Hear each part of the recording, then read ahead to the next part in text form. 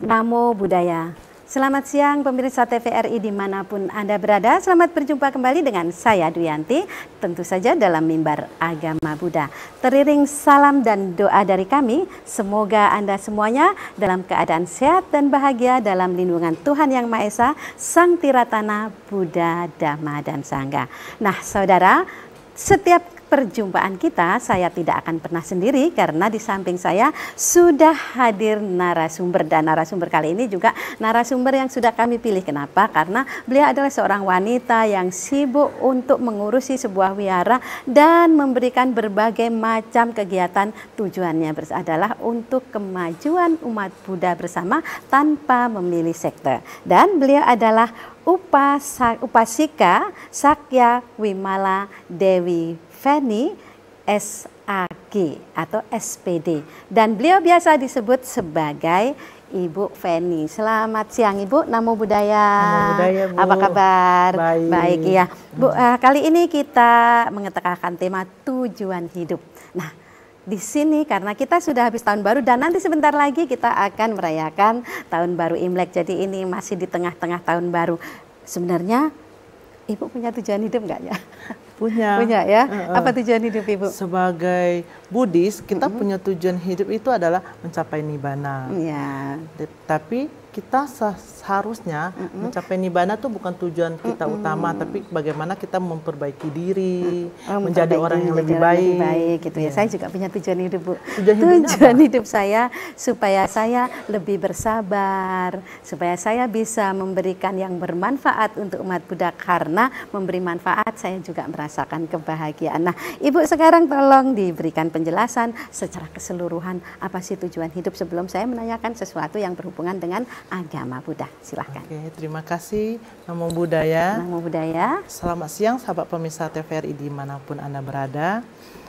Senang sekali saya bisa hadir di sini, berbagi di sini. Terima kasih juga atas kebajikan yang kita lakukan sehingga kita diberi kesempatan untuk hadir di sini. Betul. Terima kasih Bu. Ya. Tujuan hidup adalah sesuatu keinginan yang ingin dicapai oleh individu atau seseorang, baik di saat ini ataupun di masa depan. Ya.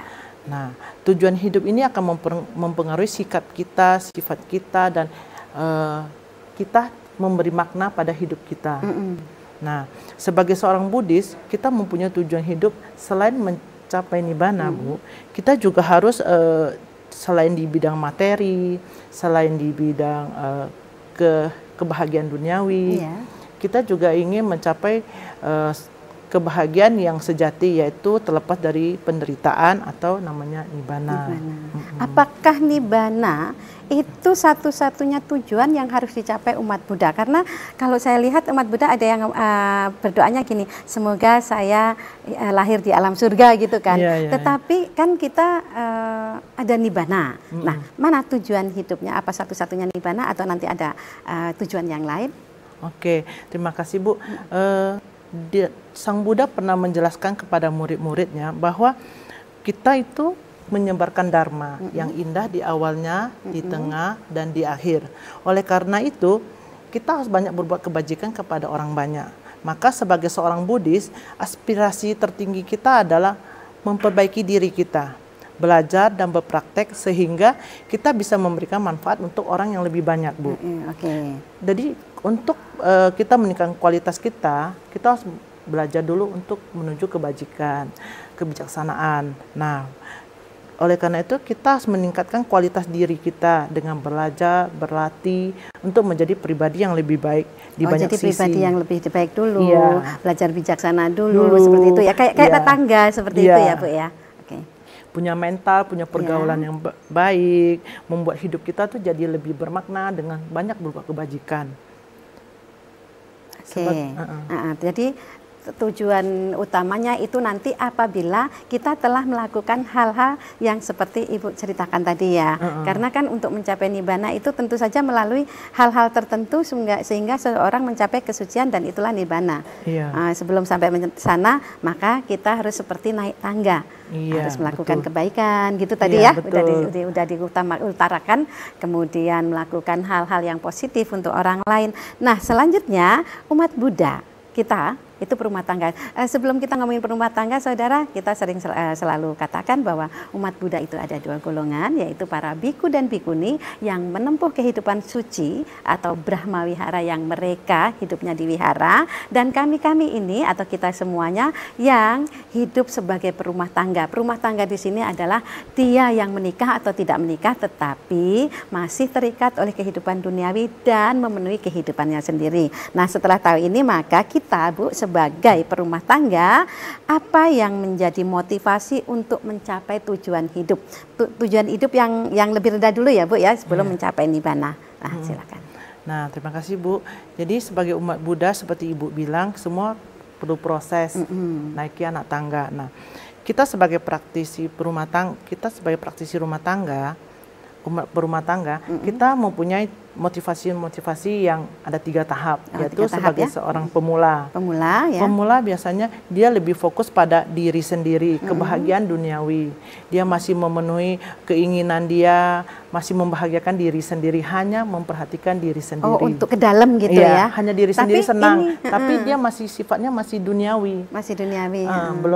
Belum terlepas dari kadang-kadang keinginan yang berlebih, mengharapkan sesuatu yang berlebih, itu dia masih memenuhi diri sendiri. Kebahagiaan diri sendiri. Kebahagiaan diri sendiri ada 2, Bu. Kadang-kadang kebahagiaan yang memang dilakukan itu untuk membahagiakan tetapi tidak merugikan orang lain, dan ada kebahagiaan yang merugikan orang lain yang sifatnya seperti egois. Ini yang dimaksudkan yang di sini, apakah kebahagiaan yang mana ini? Dia karena pemula dia hanya mementingkan diri sendiri.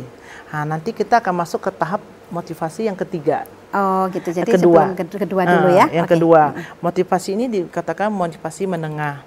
Jadi kalau motivasi menengah ini dia sudah mulai memperhatikan sekitarnya. Oh, gitu ya. Dia udah mulai berlatih, belajar, berpraktek, melakukan kebajikan-kebajikan yang untuk menolong di sekitarnya.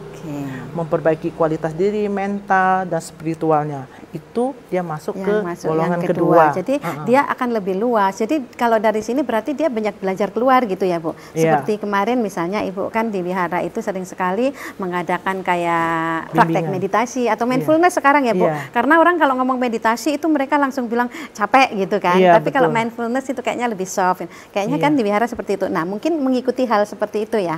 Jadi tahap kedua ini. Di tahap kedua dia sudah selain untuk diri sendiri, dia udah mulai ke spiritualnya. Pembimbingan diri, lantas dia sudah mulai belajar atau latihan dan berpraktek langsung. Contohnya yang tadi Ibu sebutkan, kita di wihara tuh sering ada sekali pelatihan atau dhamma kelas atau bimbingan apa yang kita harus ikuti untuk meningkatkan kualitas mental kita. Boleh di-share, Bu, misalnya apa aja kegiatan yang dilakukan di sana, siapa tahu umat Buddha kita yang terutama yang di Jambi bisa ikut kegiatan ini. Karena ini sangat bermanfaat. Jadi di Wihara Saikirti itu sendiri kita ada banyak sekali kegiatan. Yaitu kita setiap bulan selalu ada dhamma kelas, di mana guru-guru yang kita sangga-sangga yang kita undang, dia ada yang membahas sutta, ada yang membahas tentang perumah tangga. Dan kita ada komunitas Cafe Dharma. Cafe Dharma itu ada komunitas yang untuk mendukung umat-umat perumah tangga yang kurang suka seremoni. Jadi kita buka, datang, hadir, mendengarkan Dharma. Dan yang kedua itu komunitas yang happy cooking itu. Dia datang, belajar memasak, memberikan manfaat untuk orang lain. Jadi itu berbagai kegiatan tujuannya adalah membuat umat Buddha lebih mendalami Dhamma, karena tadi yang pertama untuk diri sendiri dan sekarang berusaha untuk mendalami Dhamma dengan cara itu. Sebentar Ibu ya, masih banyak lagi yang harus kita ketahui dari narasumber kita, karena kita berusaha untuk memperbaiki atau melakukan tujuan hidup itu seperti apa dan mencapai tujuan hidup tadi. Oleh karena itu jangan kemana-mana, kami akan kembali lagi setelah jeda yang berikut ini.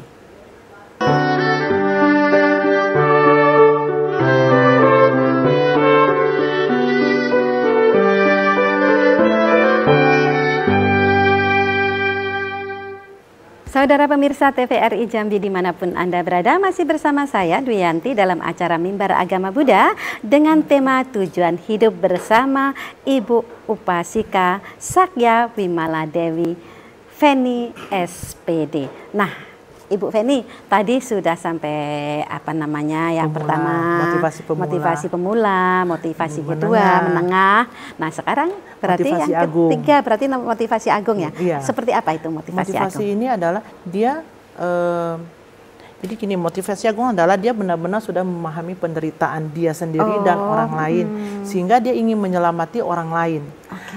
Kalau di Atisa, di Bodhicitta yang pernah kita pelajari adalah dia menukar penderitaan orang lain. Dia memberikan kebahagiaan dia dan menukar penderitaan orang lain ke diri dia sendiri. Nah, itu sudah motivasi agung ya. Itu berarti dia sudah, kalau dalam agama Buddha sudah disebut sebagai bodhisattva ya. Karena dia sudah memahami bahwa tadi itu kan harus membahagiakan diri sendiri. Ternyata tidak cukup mungkin gitu ya pikirannya. Ketika merasa tidak cukup harus ke semua makhluk. Setelah melihat sedemikian maka dia akan menukar, kalau orang lain menderita lebih baik saya yang menderita, mungkin seperti itu. Berarti ini sudah mencapai pada bodhisattva begitu ya Bu. Nah selanjutnya kalau sudah mencapai bodhisattva, ini bodhisattva itu dicapai oleh para biku dan umat awam berarti ya, karena semua orang bisa mendedikasikan gitu kan kebahagiaan untuk orang lain. Nah selanjutnya ibu seperti kita sebagai perumah tangga gitu kan, apakah boleh kita menginginkan mengejar kebahagiaan duniawi? Karena sering sekali saya mendengarkan agama Buddha itu selalu ngomong anicca, perubahan, dan itu semuanya sifatnya duniawi, itu tidak kekal. Jadinya kita jadi takut untuk mengejar kehidupan duniawi. Sebenarnya Sang Buddha mengajarkan kehidupan duniawi itu boleh tidak dikejar oleh umat awam seperti kita. Oh, jadi gini, kehidupan duniawi boleh kita kejar, tapi ya ada aturannya. Oh ya, berarti sehingga ada tidak aturan. Menciptakan penderitaan lain lagi. Oke ya, nggak menciptakan penderitaan kita dan juga orang lain gitu ya. Iya, betul. Jadi dalam Anuttara Nikaya 2 ayat 65, di mana Buddha menjelaskan beberapa keinginan manusia yang wajar. Oh, berarti manusia boleh ya? Boleh. Ya, salah satunya saya menjadi kaya. Kekayaannya itu terkumpul dari hal yang benar. Sebelum masuk Bu ya, saya menjadi kaya gitu ya tadi ya di apa Anuttara Nikaya. Semoga saya menjadi kaya. Berarti kalau saya pikirkan saya menjadi kaya itu berarti boleh menjadi kaya. Kalau berbicara tentang kekayaan berarti kita boleh melakukan sesuatu yang tidak merugikan orang lain. Termasuk misalnya saya harus fashion saya harus lebih bagus karena orang bilang nggak usah terlalu bersolek, nggak usah. Terus agama Buddha saya kadang-kadang kalau berpikir gitu Bu ya, agama Buddha kok terlalu apa-apa, alami boleh alami, tetapi kan kita semuanya punya pekerjaan kayak di kantor gitu ya. Kalau semuanya tidak boleh gitu kan merasa aduh kok paling pucat, paling tidak enak dipandang dibandingkan orang lain. Berarti kalau di sini berarti boleh.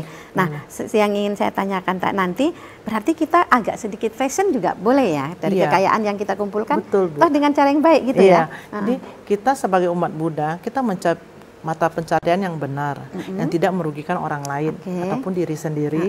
Lantas dari hasil mata pencarian kita juga harus memakai fashion yang benar Bu, harus pada tempatnya Bu. Oh pada tempatnya boleh berarti ya. Jadi kalau misalnya ke tempat ibadah, bagaimana kita berpakaian yang sopan, yang tidak menampakkan. Jadi kita harus kasih tahu pemirsa ini, kadang-kadang di wihara dia misalnya boleh ya, dia misalnya dari supermarket atau dari wihara nanti ke supermarket, kadang-kadang pakaiannya tidak sopan. Itu wihara menyediakan nggak misalnya pakai rok celana atau rok pendek, menyediakan nggak kain-kain penutup supaya mereka walaupun mau ke supermarket tapi boleh ke wihara dulu gitu. Jadi kalau kita untuk kebaktian kita siapkan kain-kain penutup itu, karena kita masuk, kita kan biasanya duduk bersila. Jadi kita ada siapkan untuk menutupi. Tapi jika bisa dan jika boleh sebagai umat Buddha, namanya kita ke tempat ibadah, tempat kita bertemu dengan bertemu dengan yang Tuhan, lebih suci, yang lebih suci. Lantas kita sebagai umat Buddha kita juga belajar menghargai tempat ibadah kita. Ada baiknya kita memakai pakaian yang lebih sopan. Andai kata kan tadi ya, andai kata tidak memungkinkan misalnya dari mana, berarti wihara juga menyediakan kain-kain yang bisa untuk menutup supaya kita lebih sopan, karena kita sedang bertemu dengan yang lebih suci dan itu adalah memberikan persembahan penghormatan kepada beliau. Oke, boleh dilanjutkan Ibu. Lantas yang kedua, kita juga boleh mempunyai kedudukan sosial, berorganisasi, mempunyai satu posisi di organisasi ya. Itu diperbolehkan. Jadi misalnya kita di pemerintahan atau punya usaha yang lebih tinggi, tidak masalah itu tidak ya. Masalah. Tetap di jalan yang benar, tidak merugikan orang lain dan diri sendiri. Nah, dan yang ketiga, kita juga boleh berharap atau berdoa dengan usia yang panjang. Oh iya ya. Jadi untuk mencapai usia panjang itu bukan dengan doa saja, Bu. Iya. Tapi kita juga harus kontrol apa yang masuk di dalam, sehingga badan kita sehat. Kita juga harus olahraga. Oke. Berarti itu ada termasuk makanan gitu ya. Ya, karena kan dalam agama Buddha itu ada beberapa makanan gitu ya. Berarti makanan itu termasuk hal-hal yang bisa mensupport umur panjang. Tidak hanya doa, karena doa mungkin ya tidak hanya karena doa saja, tapi harus dengan usaha makan yang sehat, hidup yang sehat, olahraga. Itu yang harus dijaga juga, Bu. Mindfulness itu termasuk untuk menjaga kesehatan supaya umur panjang, tidak? Bisa, Bu. Bisa ya. Karena kita menyadari hidup di saat ini. Jadi melakukan apapun yang kita lakukan, kita menyadari bahwa sadar apa yang sedang saya lakukan, apa yang sedang saya kerjakan. Apakah yang saya lakukan ini baik atau buruk, kita sudah tahu, Bu. Jadi kita berusaha melakukan yang terbaik untuk diri kita dan orang lain dan orang di sekitar kita. Oke, setelah kita boleh berdoa untuk umur panjang, selanjutnya? Nah, jadi jika nanti kita meninggal, jadi kita apakah kita boleh berdoa atau keluarga kita berdoa bahwa kita dilahirkan ke alam yang lebih baik? Boleh, Bu. Boleh juga ya. Tapi keluarga yang ditinggalkan harus juga melakukan kebajikan-kebajikan. Kebajikan yang untuk dilimpah jasakan kepada yang orang tuanya atau keluarganya. Ya, itu tujuannya supaya keluarganya terdorong gitu ya. Mendorong mereka bisa mencapai alam yang lebih tinggi atau alam surga. Karena ini belum ngomongin nibbana berarti ya. Tapi tidak masalah. Yang penting manusia ini sudah mencapai alam surga, itu berarti perbuatannya sudah lebih baik lagi, baik lagi.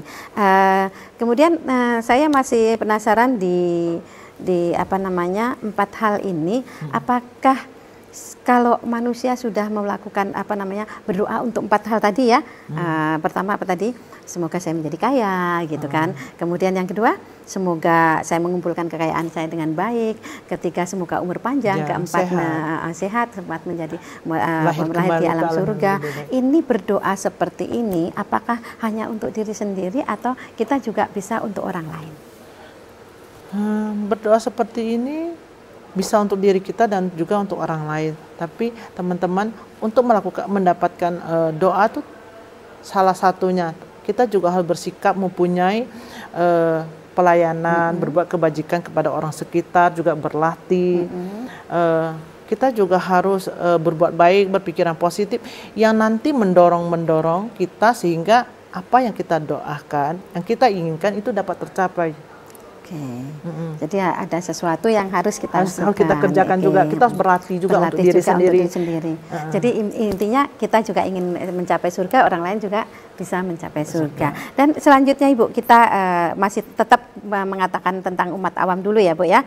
Dalam hal ini apakah agama Buddha dapat mendapatkan tujuan atau mencapai tujuan hidup di dunia ini seperti cara mencapai kekayaan yang baru saja Ibu ceritakan tadi? Gini Bu, kita punya kekayaan itu kita boleh kumpulkan, tapi ada cara-caranya. Yang diantaranya adalah kita harus bekerja keras dan jujur.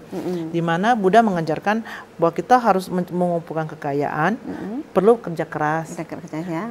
Dan usaha kita, mata pencarian kita tidak merugikan orang lain ataupun merugikan diri sendiri. Kita nggak boleh ada penipuan, jual obat-obat yang merugikan orang lain. Kita juga nggak boleh jual racun-racun. Yang bisa membunuh makhluk atau orang lain ya. Atau kegiatan yang melanggar etika.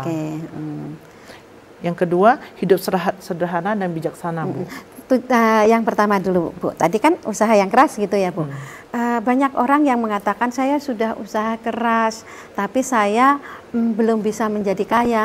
Tapi setelah kita perhatikan ternyata usaha keras mereka dengan usaha keras yang dimaksudkan di sini itu beda. Seperti gini, kadang ada orang, Ibu pernah dengar nggak? Ah, terlalu siang berarti saya nggak usah kerja lah, kesiangan, udah terlambat. Kemudian terlalu sore kan orang lain mau pulang.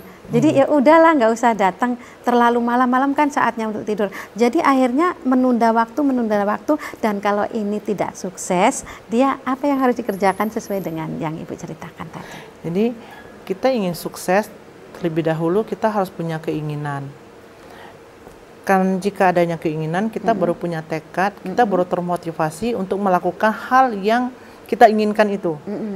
Jadi harus ada tekadnya, ada motivasi ya. Ada keinginan dulu yang pertama. Dengan karena kita mau, kita menginginkannya, kita mencari informasi, atas kita mencari upaya bagaimana mendapatkannya. Dengan mencari, otomatis kita harus konsisten.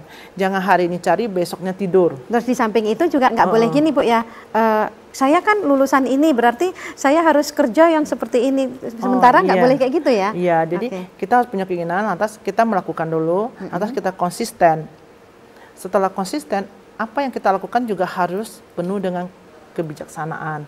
Karena seperti tadi Ibu bilang, oh saya bangun kesiangan, saya bangun kesorean, saya mau mulai tanggung dan sebagainya. Itu dia kurang bijak dan kurang kemauan. Jadi kalau orang punya kemauan, biasanya tekadnya lebih bulat, motivasinya lebih bagus, sehingga pencapaiannya tuh lebih baik. Karena konsisten itu. Di sini dulu ya, Bu ya. Dan pemirsa jangan kemana-mana, kami akan kembali lagi, tapi kita akan jeda yang berikut ini.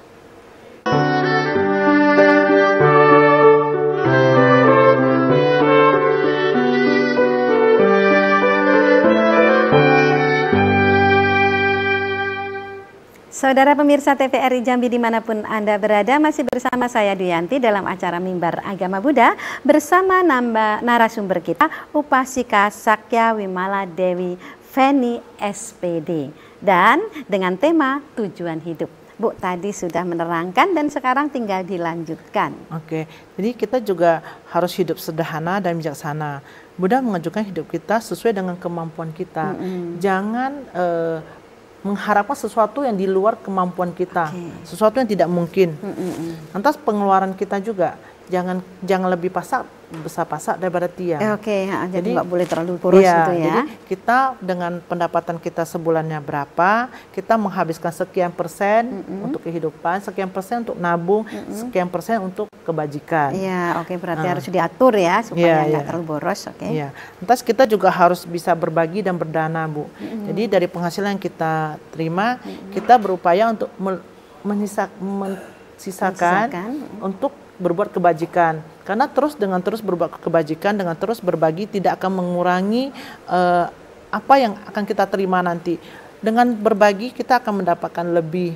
Dengan berbuat dan menolong orang lain, kita akan mendapatkan jalan yang lebih mudah. Tapi ada beberapa orang yang mengatakan bahwa saya kan tidak punya uang. Sebenarnya berbagi itu apakah harus banyak atau sedikit? Apakah harus dengan uang atau dengan cara lain bisa?